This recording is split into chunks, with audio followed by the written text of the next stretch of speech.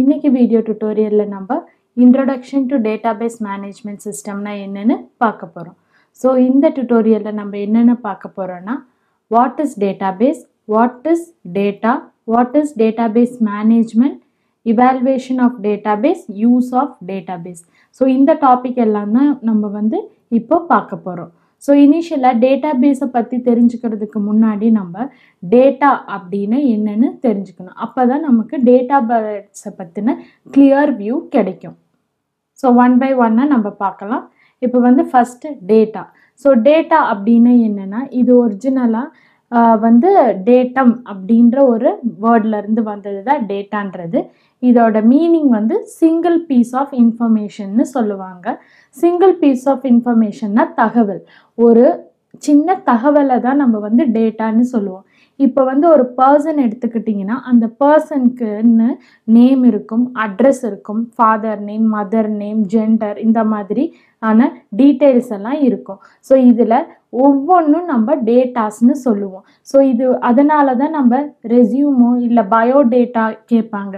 பயோடேட்டானா என்னென்னா உங்களை பற்றின இன்ஃபர்மேஷன். பயோனா பயாலஜிக்கல் டேட்டா. ஸோ அதில் என்ன இருக்கும் அப்படின்னா உங்களோட name, gender, date of birth இதெல்லாம் இருக்கும். அதனால தான் அதை டேட்டா அப்படின்னு சொல்கிறாங்க.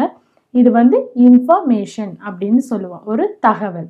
ஸோ இப்போ டேட்டா அப்படின்றது என்னன்னா collection of small unit of இன்ஃபர்மேஷன்னு சொல்லுவோம். ஸோ சின்ன சின்ன இன்ஃபர்மேஷன்ஸ் எல்லாம் சேர்த்து வைக்கிறது தான். அது எப்படியெல்லாம் சேர்த்து வைக்கலாம்னா ஒன்று டெக்ஸ்டாக வைக்கலாம், இல்லை நம்பர். இப்போ நம்ம பேர் டெக்ஸ்டில் தான் இருக்கும். இதே நம்மளோட ஏஜ் நம்பர்ஸில் இருக்கும். அப்புறம் நம்மளோட ஃபோட்டோஸ் ஐடென்டிஃபிகேஷனுக்கு வேணும்னா அது மீடியா ஃபைலில் இருக்கும். அப்புறம் பைட்ஸ் எக்ஸெட்ரா இந்த மாதிரி நிறைய ஃபார்மேட்டில் உங்கள் டேட்டாவை ஸ்டோர் பண்ணலாம்.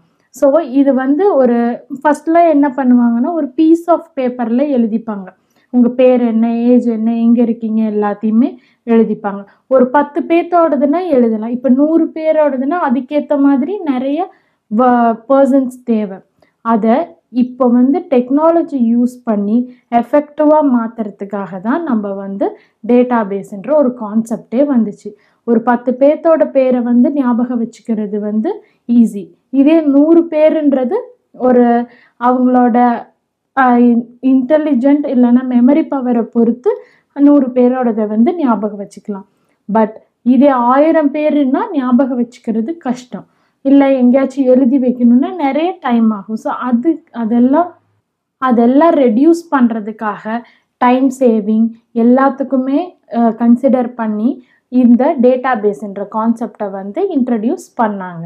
அதனால தான் ஃபஸ்ட்டு பேப்பரில் எழுதி ஸ்டோர் பண்ண இன்ஃபர்மேஷன்ஸை ஒரு சிஸ்டமில் ஸ்டோர் பண்ணுற மாதிரி பார்த்தாங்க. அதுக்கப்புறம் அந்த சிஸ்டம்லேருந்தே எப்படி அடுத்தடுத்த லெவலில் டேட்டாஸை ஸ்டோர் பண்ணலான்றது தான் இந்த டேட்டாபேஸோட கான்செப்டே. ஸோ டேட்டா அப்படின்னாவே ஒரு தகவல், சின்ன தகவல்னு சொல்லுவாங்க. இப்போ டேட்டா டைப் அப்படின்னு இருக்குது.